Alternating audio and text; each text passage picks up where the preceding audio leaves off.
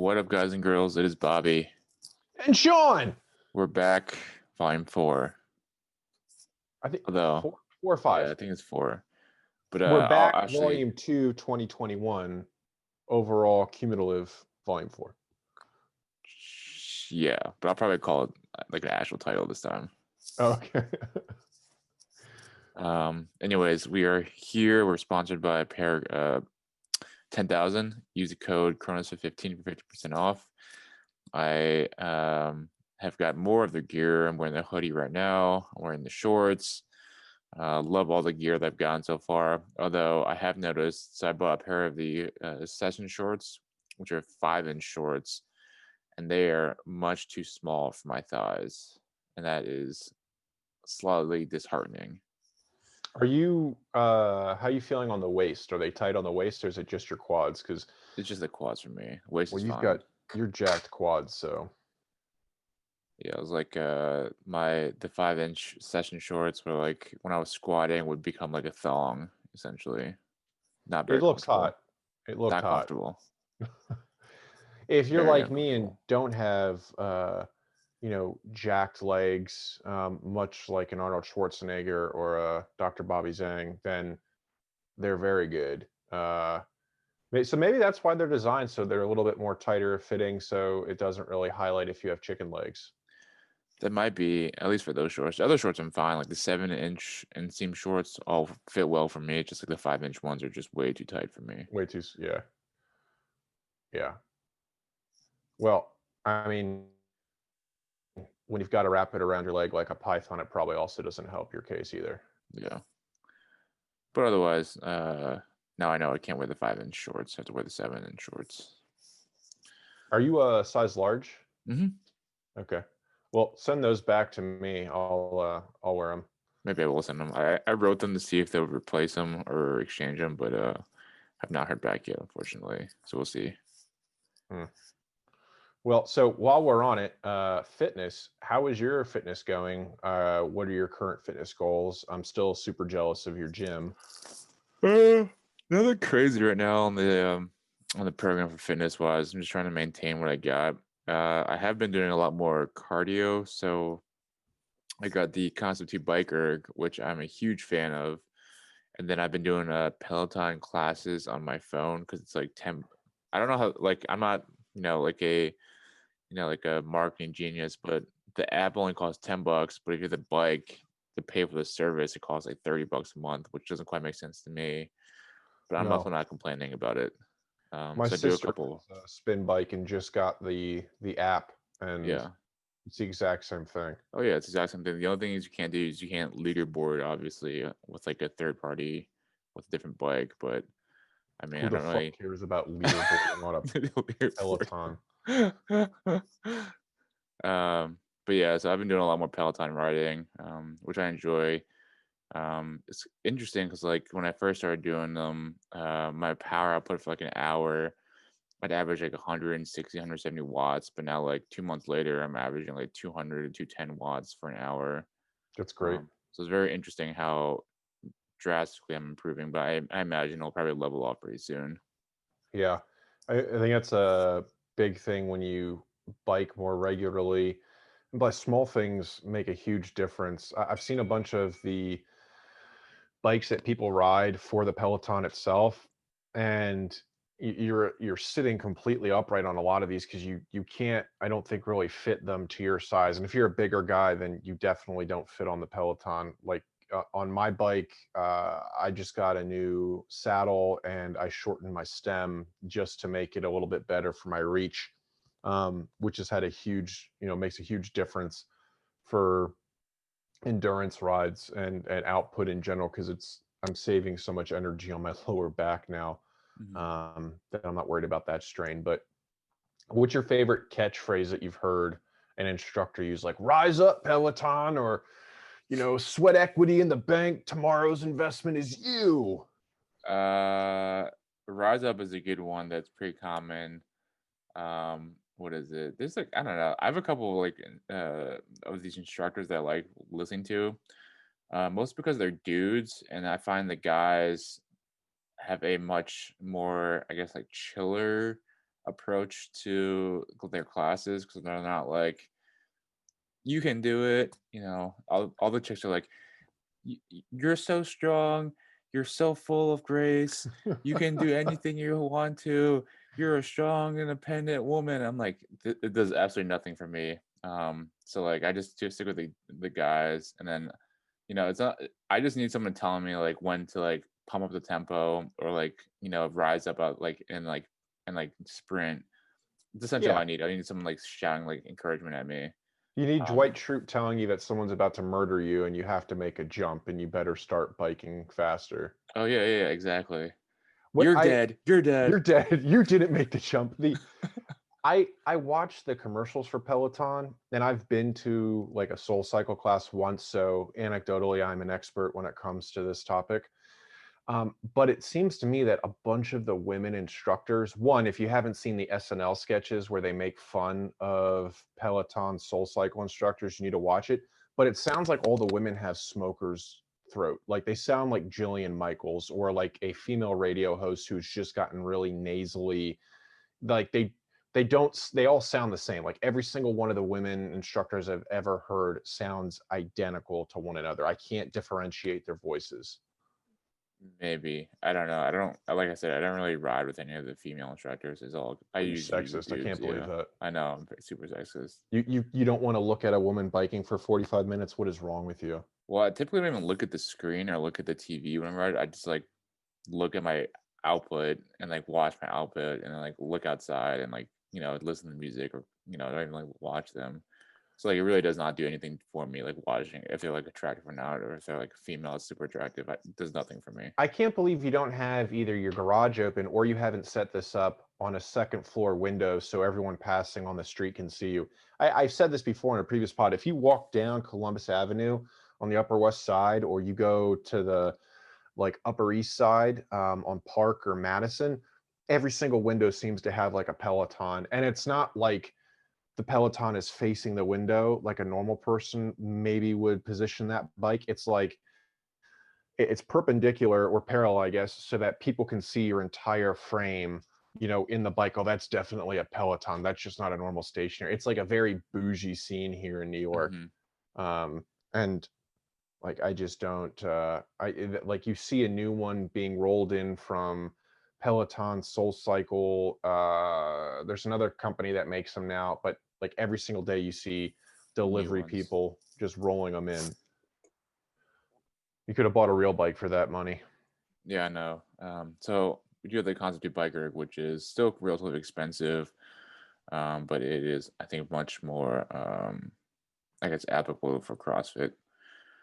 So I still use it with like cross workouts too. And then I've Yeah, just no, been that's kind of great. lifting, doing 3 or 4 times a week, lifting, doing CrossFit stuff.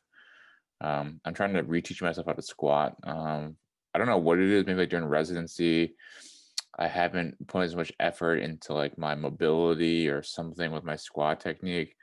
But like for the last like couple months, it's just been like really painful and difficult squatting. So I'm trying to like, so I'm starting to wear like chucks / barefoot squat, trying to like Oh, reteach nice. myself. Yeah, trying to like go back to the basics and try to reteach up, because I feel like with my lifters, maybe I became too dependent on my lifters, and then like something altered my body, my like mechanics, where now it's like extremely uncomfortable when I squatted, and then I was just gutting through it, and eventually like my everything just started hurting, and I just became very unenthused by squatting. So I'm just trying to reteach myself how to squat at this point.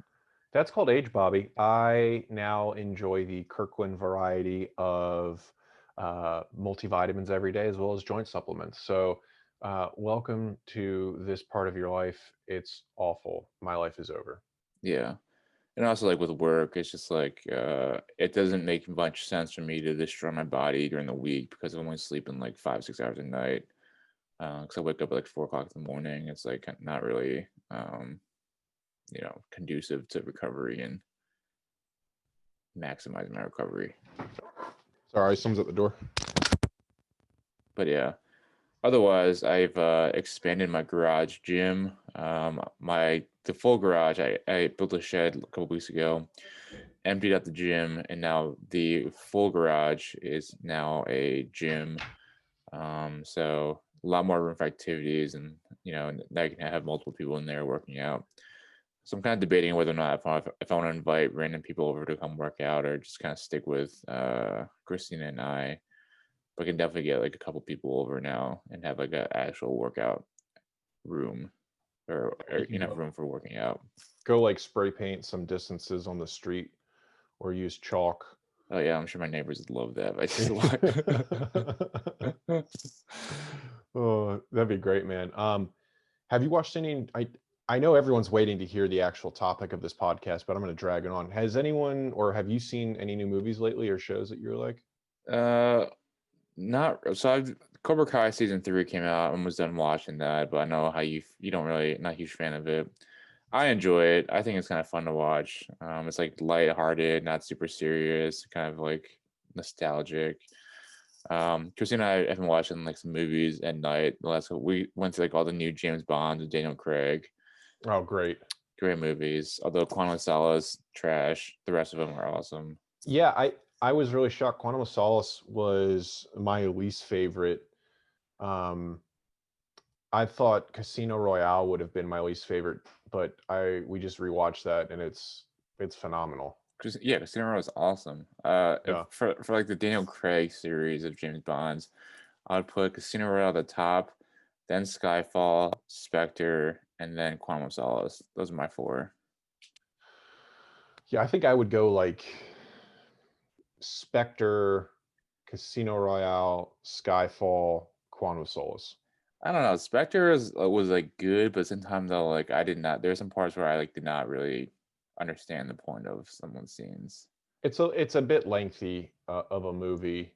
Skyfall was one of those weird ones too. I thought was too much of a leap.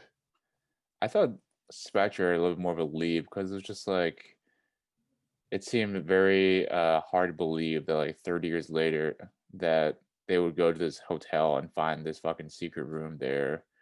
Oh yeah, And like then no one's ever done any kind of gutting of their hotels in the last. But it was abroad. It's sure, whatever but that like works for the plot. I can't believe that was what you were gonna jump with not being what is believable. that? And the fact that he just shows up in the desert with what's her face, and they're just like, "Oh, somebody will come pick us up." This is where we're supposed to be. Oh my God, you're still on plot details that I would. My bigger issue is the fact that beyond all of that, every single bad guy seemed to, in the previous movies, it was, was it Mr. White was like the main bad guy above Lashif, and then Quantum of Solace, it was Mr. Green or that random dude that was in charge somehow, and then in Skyfall it was like another agent, but like all of a sudden in Spectre it was like Hydra, it was all of us, like I was orchestrating all of that. That seemed like a really lazy writing prop to I don't think bring it under one big bad guy. But that's how it is in the James Bond universe. Spectre is like this amalgamation. I know. I just thought it was really. I thought there weren't enough signals to show that Spectre was around in the previous James I think Bond. so. Okay, well, you thought that it was weird that they didn't get picked up in the desert, and now we're talking, major themes here. So I'm glad you picked that one up, but not the small details of a desert ride. But I love like the whole this is like the James Bond prequel to all the old James Bonds. Yes, absolutely. So how this sets up Spectre, how he sets up him retiring, and then this sets up like the next series of James Bond. I don't know. I enjoyed Spectre, but I think Skyfall is my favorite because of Javier Bardem. We also watched No Country for Old Men the other night too. Another great Javier Bardem movie. Love it. Yeah. So I've been like showing Christina random movies that she's never seen before that are like on streaming services that I'm just like, this is a good movie. We should watch this. Yeah. Well, if you have HBO Max, we've already talked about it. Don't watch Wonder Woman 84. It's straight garbage. If you have Disney Plus, don't watch Mulan Jedi Returns. If you have HBO Max, don't watch the movie Emma. So if you got caught up watching Queen's Gambit with your parents over the last 3 months, the main chick that plays Emma with like the big eyes, she stars, or excuse me, in the Queen's Gambit, she stars in this movie called Emma. It's a Jane Austen adaptation. It's supposed to be like a rom-com or something. I was actively cheering against her character the whole movie. Like, I hope you end up an old maid alone, without friends, without love. You are a terrible person. And like the whole story is built to, I mean, she's just a mean person, like a snooty, bratty girl. And like you're supposed to feel any sort of empathy for her. It blew my mind. Awful movie. Don't watch. Other movie we watched the other night was Gran Torino. Yeah, I don't like that. You don't like it? I'm not a fan of Clint Eastwood. Really? I enjoyed it. Uh, I enjoyed Gran Torino. It's like low key wholesome, and then like overtly racist, which I think is funny. I I didn't like it because I don't know. I don't get off on this idea that Clint Eastwood's like a badass dude. He comes across on his film, but it also appears to translate to this real world persona that he's developed because he played all the Dirty Harrys and all these spaghetti westerns that he was in, that he's just this grizzly, hard dude. I, I don't like it. I think Where Eagles Dare is probably my favorite Clint Eastwood movie, and that's probably it. After that, I'm not a fan. But that was a World War II movie with this really famous British actor. Now I can't remember um, his name, but he was like a big Broadway guy too. That was a good movie back in the '60s. Yeah, so like you're gonna be like the future Clint Eastwood in Gran Torino. Oh fuck no! You How already dare you? are. I already see No. you doing that. Oh, Seeing like when you see like boomers or like oh yeah. when you see like millennials, you're always like, Okay, yeah. So not racist, but just absolutely shitting on younger people, though. yeah. Oh yeah, I'm You already fine do with that that. then. You already do Yeah, I'll be that. fine with that. Yeah. And then like but he's like racist, but not racist. It's fun. I don't know. I enjoy it. I started watching Avenue 5 on HBO. Um, it's hilarious. Uh, Phenomenal show. It's like these people are stuck on a spaceship way in the future, and they're like something happens and their trajectory's all wrong. That's a phenomenal show. And then I started rewatching Lilyhammer on Netflix, I don't know what that which is. Steve Van Zandt, he's Bruce Springsteen's guitarist. He's been in Sopranos a Mm-hmm. bunch as like a Yeah. repeated character, but he plays a gangster that goes into witness protection in Lilyhammer, Norway, and restarts the whole like mafia ring there with a bunch of really inept Norwegians. And it's just funny. It's clever. Interesting. Because I do love. Yeah. I'm a huge Sopranos fan. Steve Van Zandt, great character. Mm-hmm. So I do enjoy that. Maybe I'll check that out next. Well, now that we've teed it up a bunch, raid on the Capitol. How about that? Yeah, interesting. Interesting times.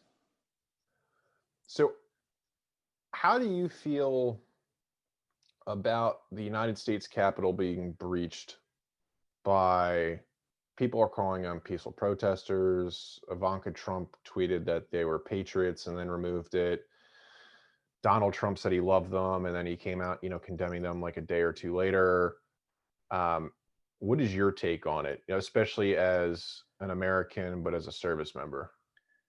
It's kind of. I mean, like, I'm all for like protesting and making your voice heard, and whether or not you're right or wrong, or whether or not like you're ethically justified or what have you. I think is the epitome of being American to protest and to voice your opinion and to voice your discontent with the government and their perceived injustices. So that's my one hand. On the other hand, it's just um, you know, a gross kind of very what's the word I'm looking for? It's like you feel so entitled that you are feeling justified in storming the Capitol building and expecting that you're in the right, and then everything's okay, and then expecting that, you're not going to face any repercussions for your actions. I think that's also like kind of hilarious too. Yeah, I thought it was incredibly disgusting. Um, I mean, how many world wars has the United States been through where, we've had people that wanted to target us? The Russians had these buildings targeted at the height of the Cold War as strategic strikes. We had a civil war that didn't see a member of the Confederacy step foot in there. Yet, now we've got photos of people carrying Confederate flags inside the Capitol building. We've been around as a country for 200 and almost 50 years, and for people to breach the Capitol, to raid the Capitol, it's embarrassing and it's shameful. And I think it just, we'll talk about some of these things going forward, but what part does the media have to play? What part does the rhetoric of the president, political pundits, and his aides have to play?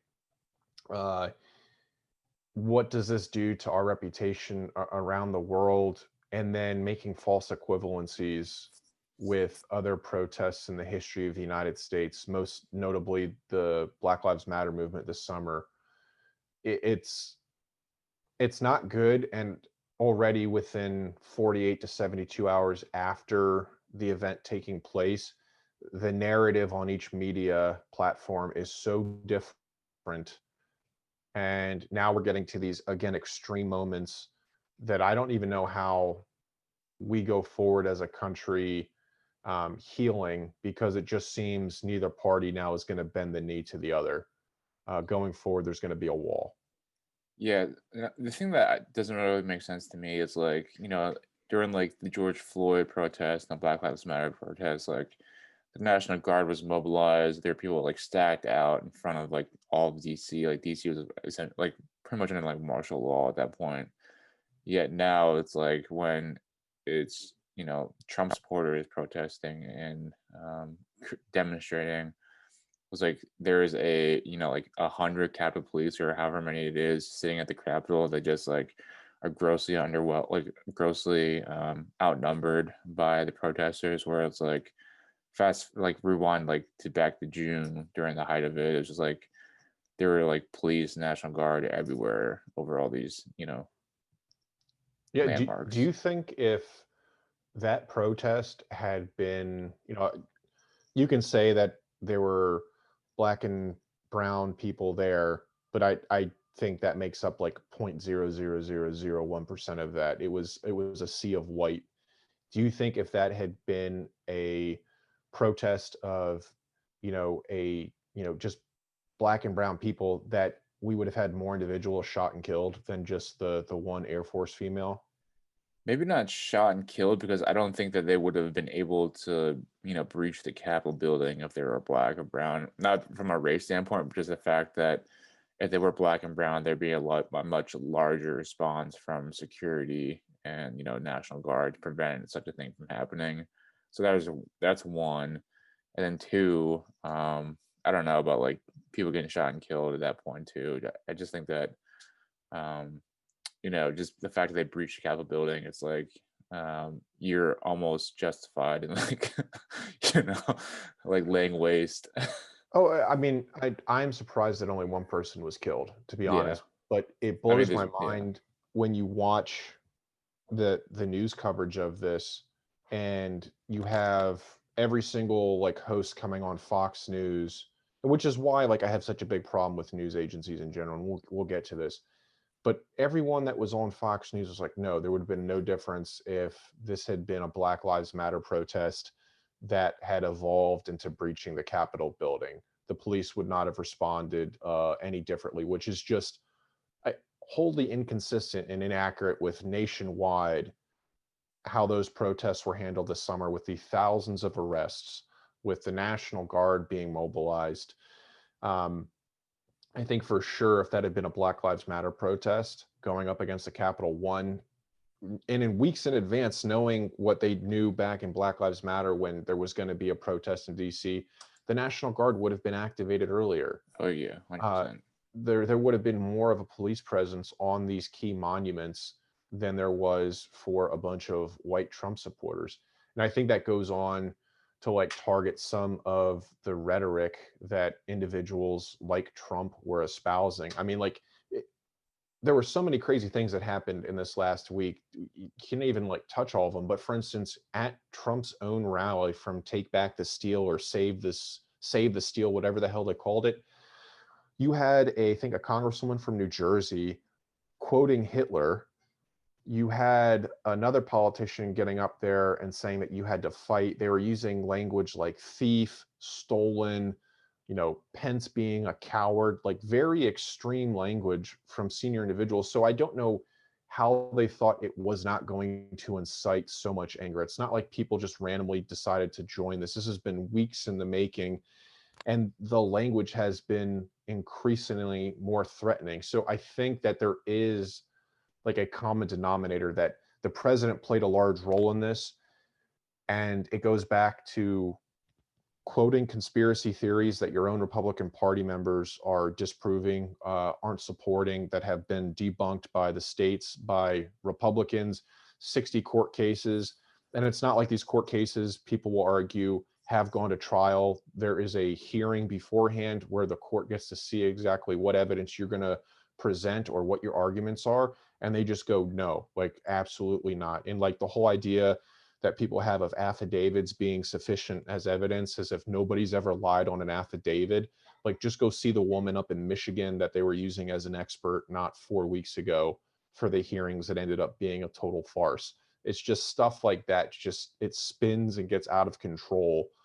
But what's really sad for me is the fact that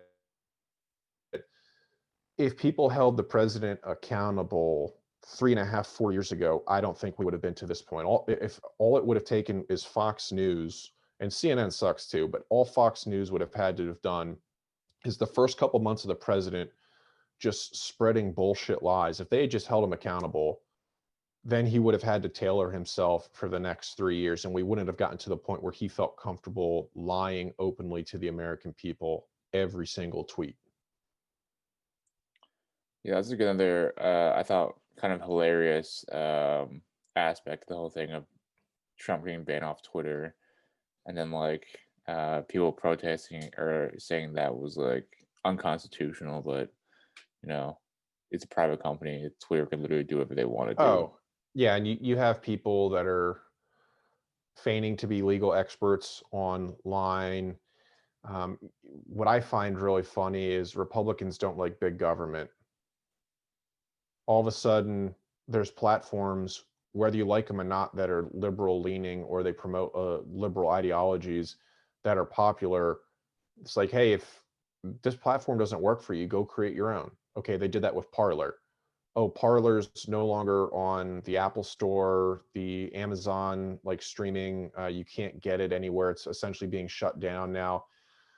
It's like, okay, that seems like a market kind of competition thing. Make your own stuff. Or the fact that people were arguing the president's Twitter was shut down. His main way to communicate with America was removed. It's like, no, all the dude has to do is go get on Fox News. I mean, he calls in there whenever he wants. So he can't get out something in 140 characters. Most other sane person doesn't resort to tweeting. Just because he does doesn't mean that that is officially his source of information or disinformation, and Twitter has to carry everything he says. So that's what gets me with some of the Republicans, or like, oh, the Democrats attacked him for 3.5 years with this Russian collusion witch hunt. They couldn't accept the state of the election. Well, which party just stormed the Capitol building? I don't care if it was 0.001% of the voters for Trump. I didn't see a Democrat storming it. And before someone says, oh, what about, Congressman Scalise being shot by some random Bernie bro? Like, that's equally as horrible. But it wasn't because Bernie was getting up there and saying Steve Scalise is a coward and saying and using the type of language that we've all grown accustomed to with President Trump. So that's what we talk about with like false equivalencies. I like the protests this summer. I did not stand by with the burning of buildings and and whole towns and destroying businesses as part of the Black Lives Matter, like very fringe rioting that happened at night after the peaceful daytime coverage. But the two are not similar. Destroying property, Boston Tea Party, everyone's like, yeah, that's American. They stormed the Capitol building. Like, that is not the same, no matter how much you want to equate like one protest or one riot to another. You breached the beacon of democracy in the world. People were chanting to hang Mike Pence. You had a bunch of like former Air Force veterans getting in there. One got shot. One's wearing, his kit that he either kept or went to a military surplus store and bought an ACH and is walking around like a doofus. Like, that's the image now. It wasn't after the civil rights movement, after Black Lives Matter. None of those organizations ever got in the Capitol building. Yet it was this group, this one specific group, that thought it was their privilege to back the blue and then fight them and get into the Capitol building. Like, it just seems like the pinnacle of hypocrisy. We didn't accept the election, but that's fine. But the Democrats didn't, but that's different. Like, these people are idiots. Like, and I'm not going to say, well, people are idiots on both sides. We're only going to talk about this one specific incident. Like, the Democrats have a ton of problems, but right now, like, just like Fox News is deflecting, the issue should be discussing how did we get to the point where one political party and one group of individuals thought that they had the power to storm the Capitol building. Like, they're not comparable. That should be the focus for the news, and not now what we're seeing in coverage. Yeah, I want to pose like a hypothetical for you. It's just like, so where do you draw the line between like where people feel that their rights are being infringed upon by the government? You can talk about like revolutions in other countries, and like Venezuela being a good example, where the people, after corruption by the federal government, the people of Venezuela rose up and then, had kind of stormed their capital and did all this stuff to overthrow the government. So Sure. where do you draw that line where, like, I mean, it's hard to say who's right and wrong while it's happening, but like in the history books, what do you think, the history books are going to say about the protests in this past, election cycle? I think if the facts lined up to support the allegations that Trump was making, those individuals would have been in the right. However, because we have seen all these conspiracy theories get debunked on a regular basis, and I hate to say it, but the people that got tricked into believing the conspiracy theories, like, you're an idiot. Like, oh no, I did my own research. Like, the QAnons, like, they baited you. You've got individuals like Matt Gaetz getting up the day after and saying that Antifa had stormed the Capitol. And the FBI put out a message saying, if one dude did, maybe we didn't confirm that, or like facial recognition confirm that. Like, where they get their sources is completely preposterous. And that's where we look at like the Twitter scandal. Should you shut down someone's account? Like, if you are constantly spreading disinformation because no one's holding them accountable. I mean, if like we didn't have Section 230 protection, you can't sue Twitter right now. You could probably go after Matt Gaetz for some sort of legal defamation libel if Antifa was an actual organization. You could go after him for something like that, but they're not. But for where I draw the line is, if the moment that you go and you overtake or desire to interrupt a democratic process or a democratic building, that is now revolutionary. That's not like a protest. That is a physical act. And I'm seriously surprised that more people didn't end up in body bags. I think that should have been, that's a huge lapse in service to the Congress people that were gathered there, to certify the election. I think, and I'm surprised again that first row or two of people weren't immediately dropped with fire and, sending the message, this isn't a joke. Because if that had happened at the White House, that would have been White House down, Gerard Butler just capping dudes.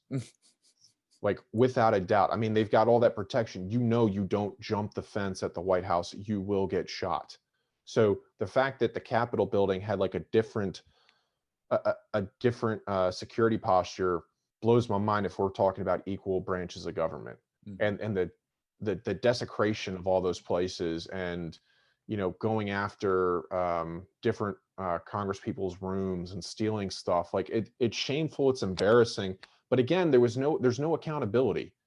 So you can blame the president, you can blame these individuals all you want, but the news networks are just they're covering it completely differently. And what's awful is the day after it happened, Fox News seemed to be on board with, listen, we're no longer going to play mouthpiece for the puppet of the presidency, to, oh, now we're going to cover how CNN covered it, because you have morons on CNN like Anderson Cooper, uh, not Tucker Carlson, who's the equivalent, Don Lemon, Cuomo.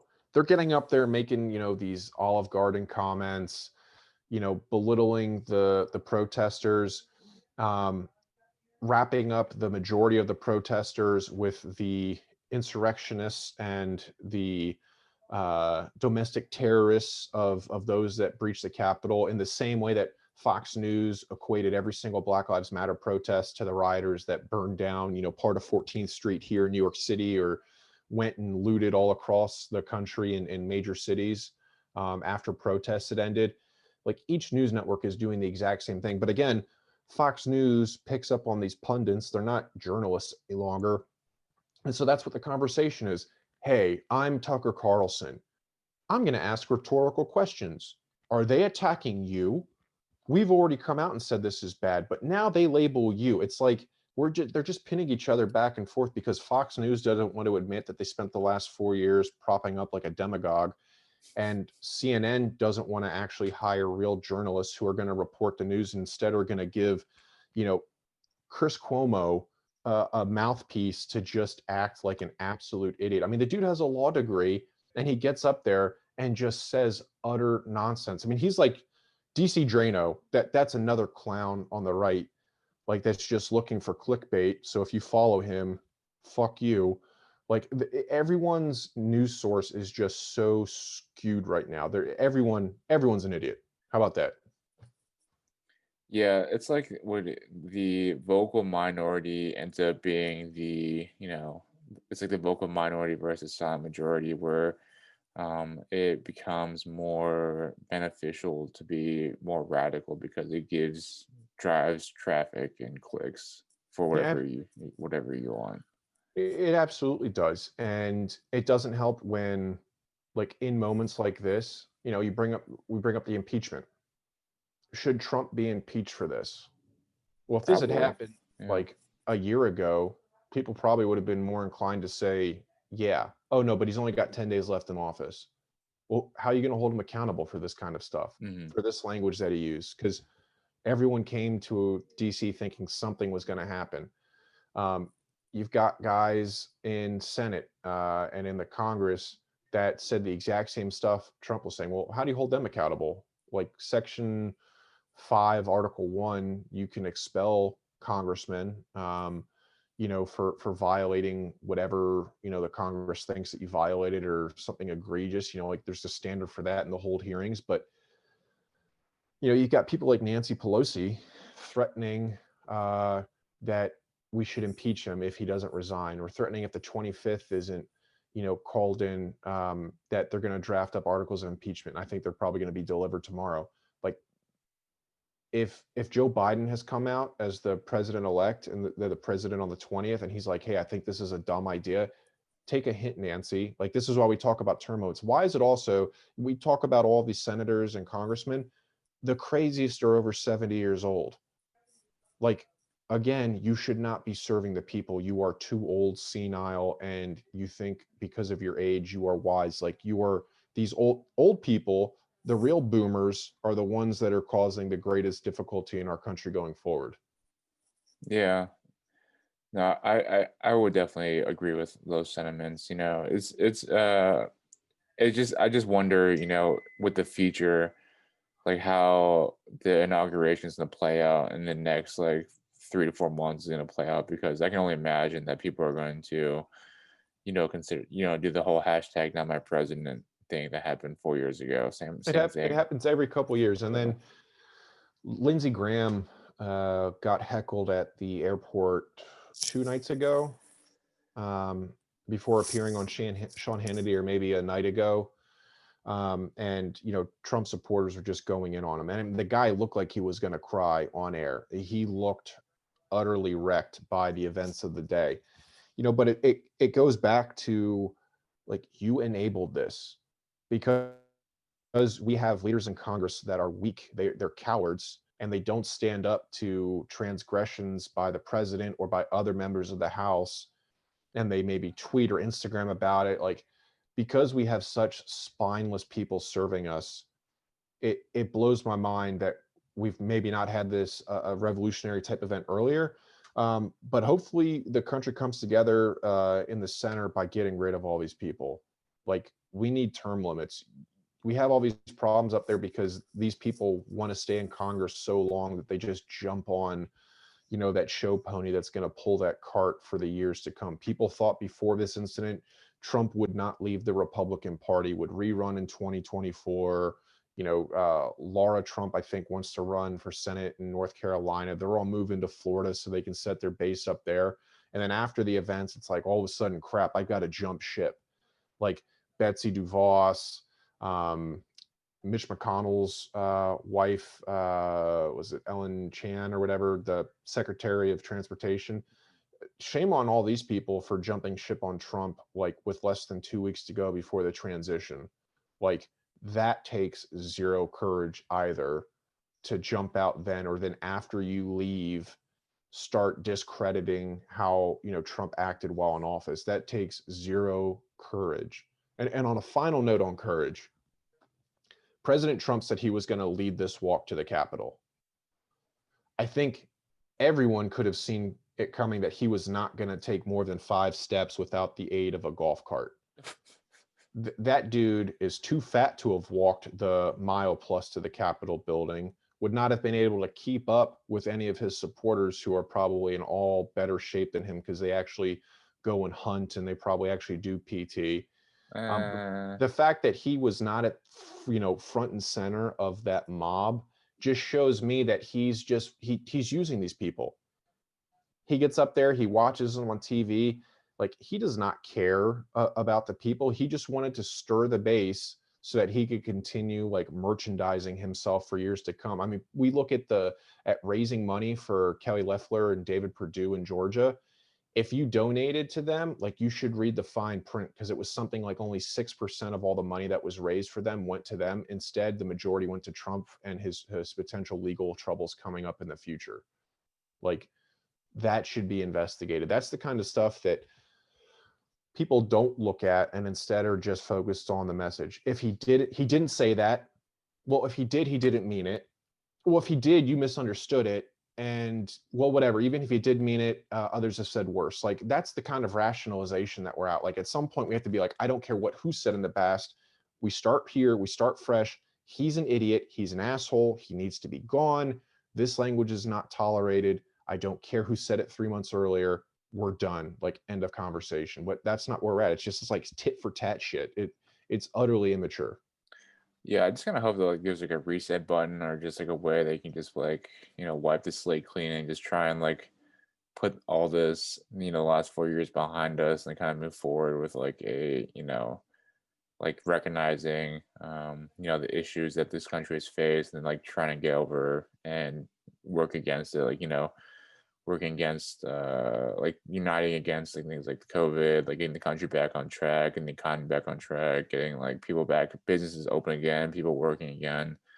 Because like there are still so many other challenges that our country has to deal with that have been, drowned out pretty much by the excitement of the election, and the Trump, like contesting the election results, like that has taken up so much of the media's attention and kind of the psyche of the country, that a lot of other things are still going on. Like COVID is still going on. People are still dying. The vaccines are getting out, but not a lot are getting out. People are still like, denying the vaccine and denying taking the vaccine and Yeah. things. Like there are so many other things that we could be devoting our, psychic energy and our, resources towards, but instead all the media is focusing on the election and now the Yeah. protests in DC, and it's like some other things could be better addressed and taken And, care of. it's mind numbing to think we have 10 days. I thought, the worst thing that we were going to have to talk about this week was the fact that the Senate's 50-50. And so like I was scared of that because I don't want the Democrats to have an opportunity to pack the courts. You could make the argument we should have 13 Supreme Court justices. I think it's completely fine with where it's at 9. If anything, we've seen that Trump appointed judges and justices don't do his bidding. Like it's been repeatedly shown that when it came time to defend him or prop up whatever claim he was making, there's been plenty of examples where they say, no thanks, next, let's review the next case. Yeah, and then actually doing their job as an Right. impartial, yeah. And what Which I'm I worried about is like getting rid of the filibuster. You still need 2/3 of a vote. You still need 60 plus for most major legislation. The vaccine rollout has been, I would say, an utter disaster in most like democratic states. New York is failing miserably at getting it out. New York City and Cuomo now don't see eye to eye. That's like another dude. I can't stand between him and de Blasio. But you look at states like West Virginia and Florida, they're getting their vaccines out to like essentially like a first come, first serve basis, like just get the vaccine out. But we've got states that are trying to make too many decisions from a central government's perspective at who can get it, when they can get it. And that's why you look at New York and you've got, I think across the United States, we've got like 21 million vaccines distributed and something like 6 to 10% have been administered. Like that's tragic. How has that come to pass where we waited for months to get this vaccine approved and now we don't even get people to take it? That it blows my mind. got my second shot a couple of days ago. Feel great. Did your tentacles recede, or is that still a thing? Everything kind of went back to normal. Didn't get stronger. That's too Although, bad. like, So I take the actually felt first better after couple the second one hours. than the first one. A lot of people said that they felt like fever and chills after the second one. I had literally nothing after the second one. Felt great. Actually hurt less my arm than the first one did. I'm on the back of the line for this Yeah. shot. I'm not going to get it until it's like available at CVS. Yeah, because young, healthy, not exposing yourself. Yeah. Do you think we're ever going to have the conversation as a country that a lot of these comorbidities are weight related? I don't think so. I mean, you'd like to, but like, for better or for worse, people, I think this country kind of attitude towards health and wellness is probably pretty backward, and I think we've shifted too much to the like body positivity and political correctness. That's becoming very difficult to call things as they are, so to speak. Yeah. Well, I mean, the Army is spending, what did that article say? $1 billion $1 a billion. year Yeah. because we're so fat. Yeah, I see it like I do see it in the hospital sometimes where I'm just like, see this like dude come into the clinic. I'm like, how are you still in active duty? Like, please tell me how you're still active duty. And like, I don't Yeah. know. Yeah. I don't know. And then I think in the last defense authorization bill, they're pausing the ACFT. I think that's what it said. If I know that a couple of people in Congress have been complaining because their constituents are complaining about it not being fair to females. It's not as gender neutral as it was advertised, It's and pretty gender neutral, I would we're say. losing a lot of retention because women are mostly impacted because there's like a 6% failure rate for men, but like a 50% for women.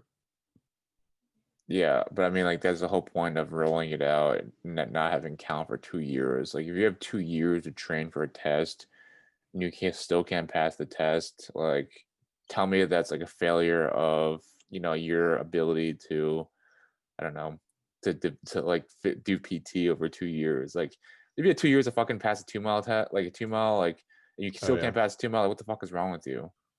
Yeah, it blows my mind too, that, for what is it, the leg I think the leg tuck is what It's women are one. having, yeah, or the most difficult time with, like that. I I don't know. You see women in like CrossFit all the time doing muscle ups and Oh all these yeah. advanced gymnastics. So I don't think it's too strenuous of a test if you can't get your knees to your elbows one time. No, But it's not. I just hate that we have individuals in Congress that are pushing back on this that have zero experience in the military. They're hearing these complaints from their constituents that are probably that awful soldier in each one of your formations, that is just constantly failing the PT standards and then blaming on everything else. And then they're the ones that are the most vocal. It's again, it's the vocal majority that make up the minority. Um, vocal majority makeup. The Yeah. vocal Yes. minority that make up the majority. I think I got backwards. No. Vocal majority that make up the minority. So these are like the minority population Oh, that are have too vocal. that are too vocal. Yeah. Yeah. Um, but they're the ones that are getting their voices heard.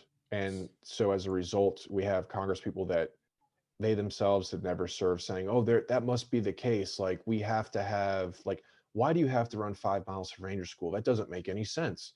Like you should be able to go to Ranger School and have to do no fitness. Or why do you have to ruck? We are on FOBs now and we take Mat V's everywhere. Like why do you have to do dismounted patrols? Or why do you have to do a leader's recon when we have drones that go ahead and see the objective for you? Like, you know, they just keep making these excuses and they keep just stripping standards, and it's dangerous. Again, it goes back to we need people in Congress that it's certain, and generally that's why I think the president should have served or been in a position to serve, and for some reason could not because they were draft dodgers like our current and the next president. Yeah, I think it's like it just gives you a different perspective on things. And it's just like, I don't know, it just blows my mind with a lot of like physical fitness. It's like it is really not that hard to be in like to pass the physical like the ACFT. Like I guarantee like it's not that hard to pass. Like the max, yeah, I'll give it to you. That's pretty fucking hard to max. Like I Yeah. barely was pretty close to maxing, but I didn't max it. But it's like I think it's like only like maybe like 1% of people are gonna max it. Like it is by that number significantly harder than the APFT. But I also think it's easier to pass than. But then that's not really saying much compared to the APFT. Like the APFT is like stupid easy to pass too. Like you don't even have to train to pass the APFT. Oh my God. I think for one age group for women, like a sub 20-minute 2 miles passing, Yeah. like that. How?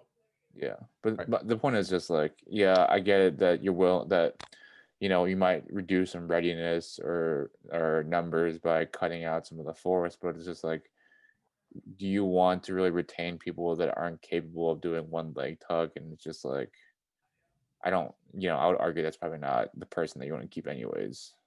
Well, no, and it's because so many people are disconnected from service that everyone just attributes service to, people that look like, Medal of Honor winners. And because they've of late been from special forces, Rangers, or SEALs. So everyone just thinks that those that serve are generally all super fit, and that um, because they volunteered that somehow makes them like these heroes already, and so we can't judge heroes like that. Again, it's putting people up on a pedestal that they don't belong on.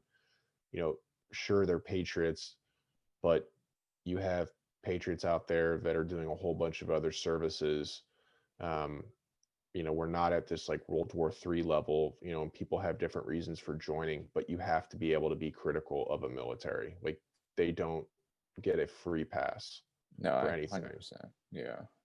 And it just Uh, becomes like another whole thing because like once you allow somebody in the military, it becomes so much harder to get them out, and then like you just end up with all this uploaded system with ultimately less ready, like less qualified like people to deploy at the end of the day.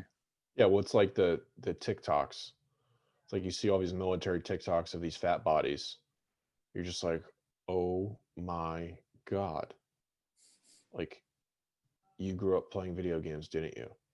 Like, what motivated you to join the army? Call of Duty Nuketown. That's where I honed my skills. Like, oh God.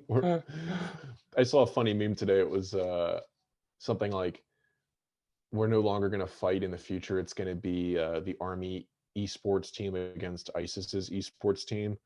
Like Dope. that's going to be the future of conflict. Like we're just going to be sitting somewhere and they're going to simulate it on, an agreed upon map. That'd be nice. I don't know. Yeah, that would be nice. Not having to. There was a movie like that with Bruce Willis, where, like, soldiers that were sent into combat looked like people, but then they got blown up and they realized that they were machines. And then, like, as soon as the guy died, a dude would get out of his pod and go to another soldier pod. He would get activated at the back of the line, and then it would show another scene where he's back in the battle with like a new body, running towards gunfire. Oh man, what is that movie? Like, everyone would wear just like a fake skin essentially, and be, in a pod in their own home, living out their days through, like, some perfect robot version of what they wanted themselves to look like. It's like that movie with Gerard Butler, where there's actual human beings that are controlled. They're like Oh so. yeah, yeah. That was Gamer. Yeah, gamer. Yeah. But this one is, you're not controlling real people, you're controlling like robots that, Yeah. and like Vin Rames or something was the guy that played like a majority of the people that controlled the narrative of the movie. You found out later that he had the skins for all of them, like, in his lair. I think I'm getting part of that twisted, but Yeah, I don't know what movie that is. fuck, what movie is that? Sentient, something like that. I I don't know. Another shitty movie if you can't remember the details, right? Yeah, but I don't know. I just think I love the ACFT, and I like wholeheartedly support the ACFT after taking it once. It is a good test. It is a Yeah, challenging test, and I actually enjoyed doing it because it's like kind of fun too. I think it's like, we talk about the standards to pass it being very, very low, but at least they're doing something different than what my parents were doing, back in the 80s and 90s, where it was just run, push-ups, sit-ups. I mean, it used to be you took the PT test in boots and pants. Like, that was the prescribed uniform, which I don't understand why we don't anyway. Like, we should be doing boot and kit runs because that's what you're fighting in. So, if you want to train like something,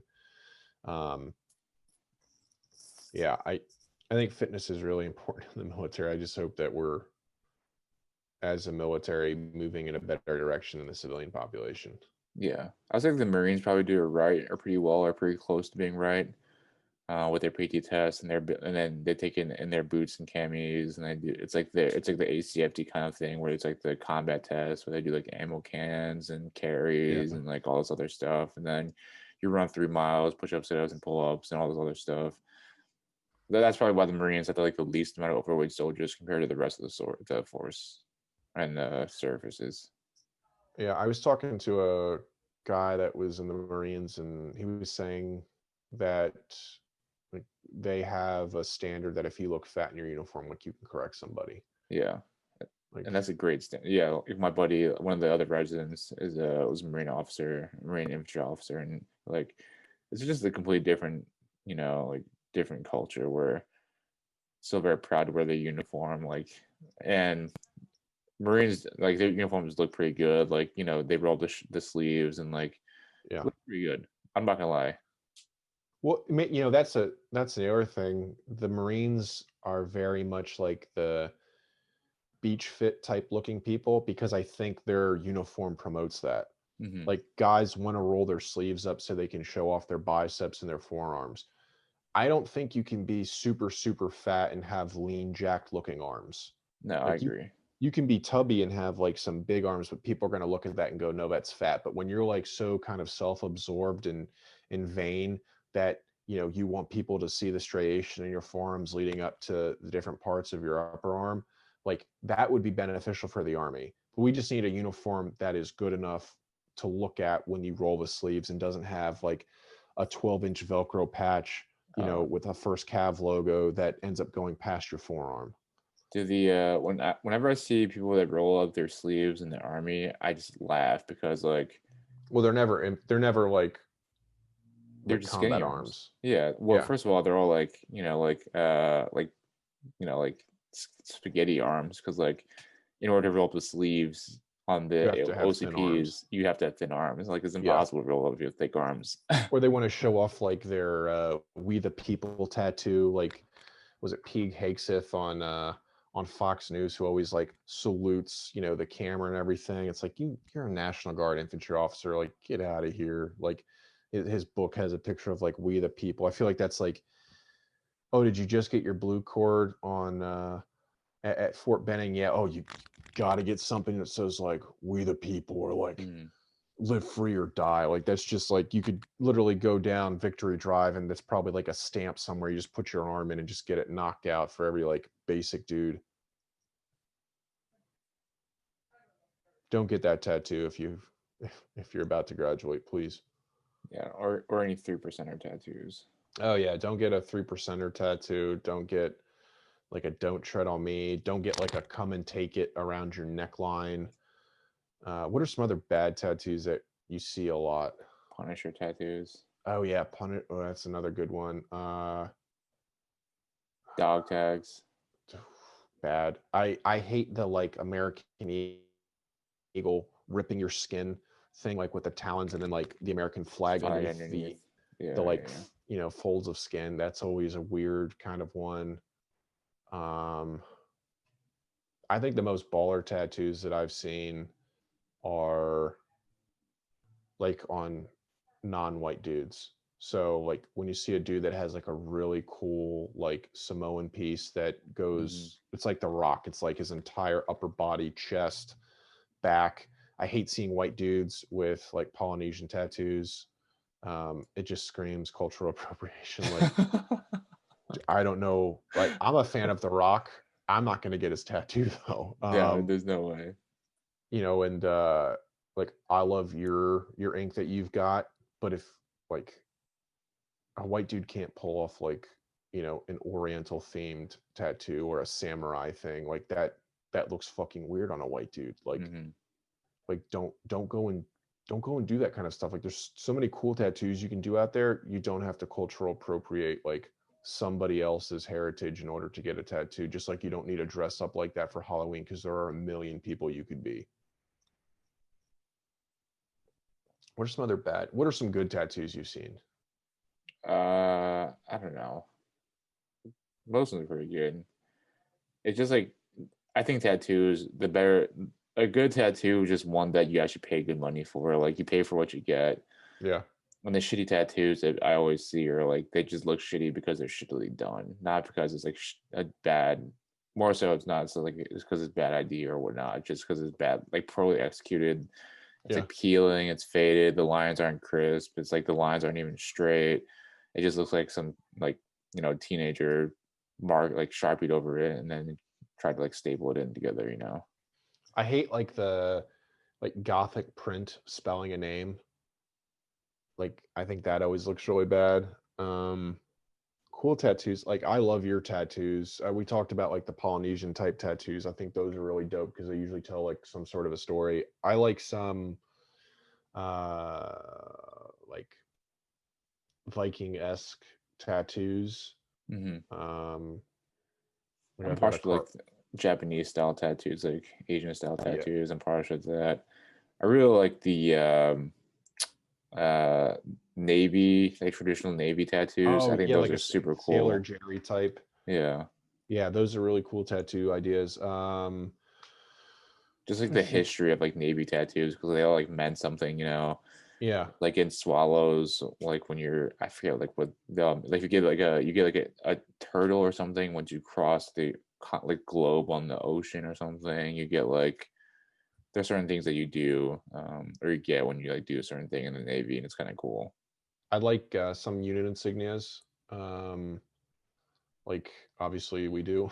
um, but like not the I've got the big red one tattooed on me, but whatever regiment that you were affiliated with, like one of those cool kind of looks like it could be on a shield type things. Oh, I can't stand people getting their names tattooed on them. That I do not get. Like, do you fucking Yeah. forget your name?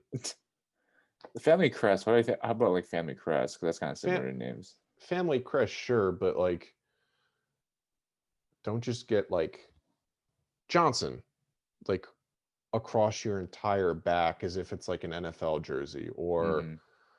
like any. I just don't get it. Like, unless you have like a really cool name, it doesn't compute like getting your name tattooed on you. I generally avoid like getting words tattooed on me. I have from when I was in college, I get live free or die, like an idiot. The or looks like a 6. So like I say this with, having some very questionable tattoos of my own. I don't know. I like my script ones. What I script forgot. ones do you have? I have Dylan Thomas, "Do Not Go Gentle and That Good Night" on my ribs. Okay, that's a really that Ranger Regiment video has that in the background. That's really cool. Yeah. I also have like D.H. Lawrence, "I Never Saw a Wild Thing, Sorry for Itself," my chest. Oh, after the Demi Moore movie, of course. The Navy Yeah. SEALs. Oh, you're a Navy SEAL wannabe now, aren't you? It's a good quote, or it's a good poem from D.H. Lawrence, but then maybe it got bastardized a little bit by Viggo Mortensen. Although that was pretty badass when Viggo Mortensen does that the quote. Yeah. No, It is like a pretty badass scene. he's a cool dude. I've got there's no reason to be alive if you can't do deadlift on my Yeah, shin. in Rune, yeah, In Rune. yeah, But I got that. I jacked that from John Paul Simonson. yeah, but what's his name? Oh, Mountain Eddie. Thor Bjornsson. Oh yeah, the Mountain did that. Yeah, yeah. He's got that tattooed on his shin. But we pull around the same amount of weight anyway, so Yeah, maybe like strongman. pounds and you in pounds and him in kilos. Yeah, it looks really good. The thinner my legs get with me, increasing my endurance here. Pretty soon that tattoo will not just be on my shin; it will wrap around my calf too. Yeah, I wish I could get I almost wish I could get hand tats. I think hand and knuckle tats look pretty sweet. Yeah, I would say that too. There's some really cool ones that I've seen out there. I'd love to get something on my back.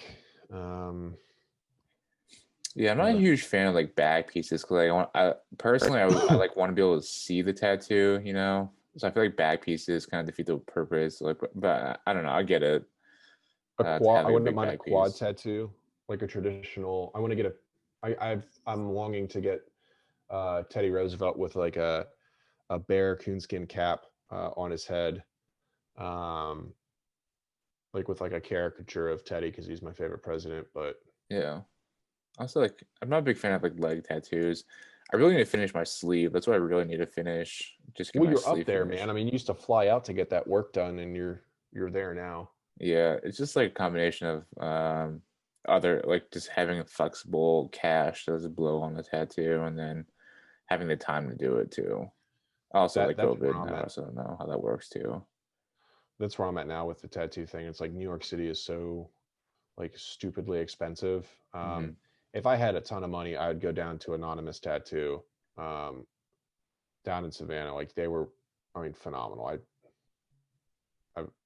I've a ton of money there. I love it. I think the Butcher was another one down in Savannah that everyone liked. But Anonymous in Clay was my tattoo guy there, and I got a couple friends that got sleeves from him. That's by far the best tattoo experience that I've ever had. Yeah, shout out Miko Mueller and Destiny City Tattoos in Tacoma. And up in the Fort Lewis area. That's my guy that I go to. It's actually nice. A lot of people in the hospital ask me, like, is it like a conversation starter in the hospital all the time with my tattoos? So I think it's nice when people like, can see that. Although some people are still, it's very cultural. I've noticed with tattoos. Like on the West Coast, there's a lot more culture accepted to have tattoos. On the East Coast, like in med school in Jersey, I remember like when I would like walk around the hospital, there would be like doctors that would like do a double take like when they would see me in tattoos, but like, so it's not quite as socially accepted. I feel like on the East Coast versus the West Coast, or the West Coast is just way more socially acceptable. Yeah, I tend to agree. I think most people on the East Coast, if you have like arm tattoos, they think that you're a barista somewhere Yeah, because you're hip, like you're a I hipster. yeah, I just remember like growing up, my parents going like, if you have you only criminals get tattoos. Yeah, my parents were, as soon as they found out I had a tattoo, the next day sent me a list of people around the Bethlehem, Pennsylvania area where you could get them removed. I was like, "Mm-mm, nope, Different n- cultures. not happening. I mean, but that was before like even the blue book. I don't think officers could have like sleeves, and then they like amended the standards because as soon as like a new one got drafted, I went and got my sleeve booked and got the outline done before my last deployment. Yeah, I don't really remember the blue book saying that, but I also was that was before I had like forearm tattoos either. So yeah. I guess we'll start wrapping it with that. Yeah, I would say my final word for today would be, we try to promote like conversation and being like pretty educated. So uh, I think most people have some flexible cash that you can spend here and there. I would stop watching Fox News. I would stop watching CNN. Um, I would watch a local news channel if you want your news, but then invest like the $10 a month in one liberal leaning publication and one conservative publication. So like New New York York Post is a, Times, Wall Street Journal. yeah, Times, Journal, Washington Post. Uh, Read something there. Stay away from like the pundits that are online. PragerU. Stay away from Brian Cohen on YouTube. I went to undergrad with him. He makes some entertaining videos, but like form your own opinion. If you find that someone is telling you how you should perceive the information or how you should understand what's going on, like they don't respect you to begin with, and they're trying to make you think like they do. The news that you read or digest should essentially say like Ravens 30, uh, Titans 20. Like, okay, and then figure it out after that. Like you yourself figure it out. Um, an example would be claims of fraud for this election publicly in court, no fraud claim brought because they didn't have any kind of standard or merit to bring the claim. If they're now saying it again in public that, oh, the fraud claim is there, but it wasn't brought in court, like do your own research. Just don't take what these people that have an agenda at face value, because we're seeing the fringe elements in every single news and online platform. Just find somewhere in the middle and then talk with, if you've got a buddy that's super liberal or super conservative, whatever the opposite of you is, like have a conversation with them. It's utterly insane that someone stormed the Capitol, that we had a Confederate flag in the Capitol building, that a Capitol police officer was killed by some barbarian. Like that's not who we are. The immigrants that come to this country see us as a beacon, and like relight that torch so that they understand exactly what America is and what we aren't, and we aren't a bunch of belligerents. Yeah, it's a good point about finding information and consuming information and deciphering for yourself, because I think it's just maybe a reflection of today's society where everybody just wants to be told what to think, what to do, or be spoon-fed information and spoon-fed things. So it it behooves you to form your own opinions and to cultivate your own thoughts about things, because then if you're able to truly understand the situation in both sides, then that would make you an educated and perhaps someone that's able to talk about both sides. But if you're only able to see things from one side and not acknowledge the other side's thoughts or arguments, then you're just doing yourself a disservice by blinding yourself to possible alternate points, I thought. Yeah, and you're never a victim. Like at no point is any American in this country a victim. Like you have more than ample opportunities to shift the dynamic in whatever favor you want, to pursue whatever avenue of life you want. We live in the land of opportunity. You can run for any office you want. It does not have to be in the Congress. It can be changing at the state level. If anything, this election showed us that there's a huge gap in how laws are passed in many of the states, like most of which I did not agree with. When you see mail-in voting now taking front and center, like that should have been hashed out years ago, not a week before the elections were cast. Like people need to be challenged. We need new, fresh faces in each one of our states and federal legislatures. Go be that change that you want to see. But do it with an open mind and understanding there has to be some moderation and there needs to be some give and take. You can't have everything you've ever wanted. You have to understand that there has to be a give and a receive to how we run politics and the democracy. Yeah, so like that's a good point that you make about how local makes such a huge difference, because if you look at like kind of how the COVID pandemic has gone through, like it's not the federal government or even like Congress telling your state to close down. It is your state governor, your mayor telling what businesses can open and close, and who can work and who can't work. So think about that the next time you go to vote, or when you are electing your next local or state government, because these are ultimately the people that are going to decide, they have the most impact on your life. Because at the end of the day, Congress isn't going to be doing stuff that really has huge drastic impacts on your everyday day-to-day life, but the people that you vote for in your state and local elections are going to have a drastic impact on how things are run for you.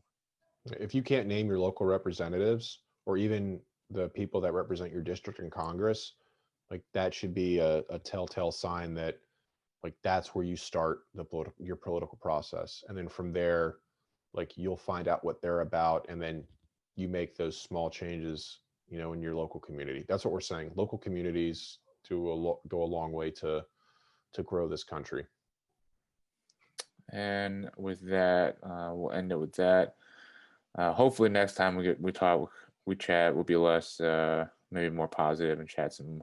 Oh yeah, I'm pretty emotion tired, yeah, from all this I'm stuff. I'm I'm done with the election. I don't want to talk about it again. Like I think we had a pretty good conversation of why like the media sucks today, why individuals need to be held accountable, but it's draining, man. Like these aren't fun conversations because at the end of the day, people feel like there's a winning side and a losing side, and people feel attacked if you're not on their side or you question their, the validity of their concerns. So, it's sad. Next week we'll talk more about fun movies that we've seen. And again, stressing that buy 10,000, do not buy Lululemon. 10,000 all the way, Cronus 15 for 15% off. And we'll end it with that. Catch you guys next time. Later. Peace.